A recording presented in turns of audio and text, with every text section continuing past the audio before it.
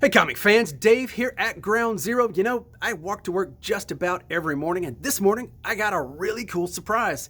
It was foggy. I'm talking fog so thick you could barely see the apocalypse rushing towards us. So yay atmosphere, because this is East Texas. Normally atmosphere here is just humidity and copperheads. Anyway, it's Wednesday morning, which means it's new Comic Book Day. Lots of cool things to discuss. Now, think back to 6-7 months ago when the pandemic was really in full bloom. DC Comics pulled away from Diamond Comic distributors, sending the market into chaos. I mean, comic shops everywhere were panicked and in a frenzy, and DC said, that was cool, let's do that again. So they are ending their relationship with UCS Comic distributors. That happens here in a couple of months. But for now, the spice must flow, I say, and that means comics, so we get Batman number 101. You all thought Batman was going to end with issue 100?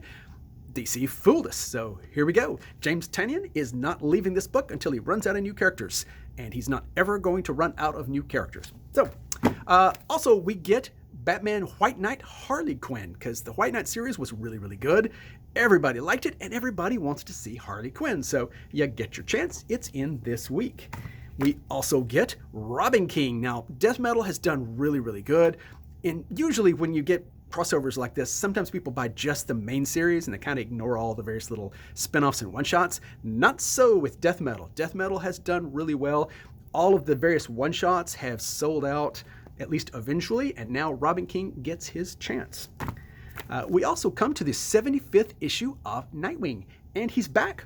So this is a good thing, I say. Nightwing should be in his own book. Over across town at their friendly competition, Marvel Comics, we get another issue number 50 of Amazing Spider-Man. It's actually 50.LR, because the Last Right storyline is so big they can't tell it all, even in a giant size anniversary issue following another giant size anniversary issue. So for those of you who just want to buy more Spider-Man comics, Marvel is complying. Now, everybody knows Fantastic Four is among my favorite groups of characters and among my favorite comics. And now we get issue 25 of this series, and it's only, I think, the 4th or 5th time that Fantastic Four has had an issue 25, so big deal. We also get Iron Man number 2. Now, Iron Man number 1 sold out here. It did really well. It did better than the last few Iron Man number 1s, so maybe this is the series that clicks. And speaking of series that clicks, Venom. Donny Cates. Everybody loves Donny Cates. Everybody loves Venom. And everybody really, really loves Venom by Donny Cates. So, you know. Now, you're probably thinking to yourself, but Dave, surely there's more than just Marvel and DC Comics. And you would be right. Now, if you're wondering, can you really have successful comics about despicable people doing despicable things? Yeah, I mean, Garth Ennis has made a whole career of it, and Rick Remender wants some of that action, and so we get Scumbag number 1. Haven't fully read it, but I flipped through the book, and yes, it is despicable people doing despicable things. So for those of you who enjoy that sort of thing, and apparently that's a lot of you, you'll want to come get your copy. The Umbrella Academy spinoff, You Look Like Death. New issue arrives this week. I've said it before. You're a much cooler person if you read Umbrella Academy. So, there you are. Now, 2020 being what it is, of course, we're getting all sorts of craziness of things mashed up against other things. So this week, we get holidays mashed together because we get the Stranger Things Halloween special. Very apt for Stranger Things. And then on the same week, we get DC Christmas Carol. So, come on, everybody. Just cram all those holidays as tightly together as you can so we can get this year over with. Now, I'm a big fan of trades, and trades are actually a very big part of our business here at Ground Zero.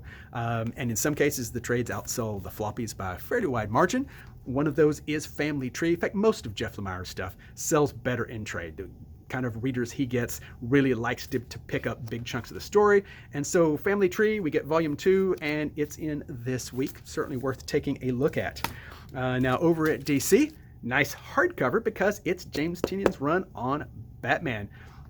Bound to be chock full of all sorts of brand new characters that everybody's all hot and excited about. And here it is.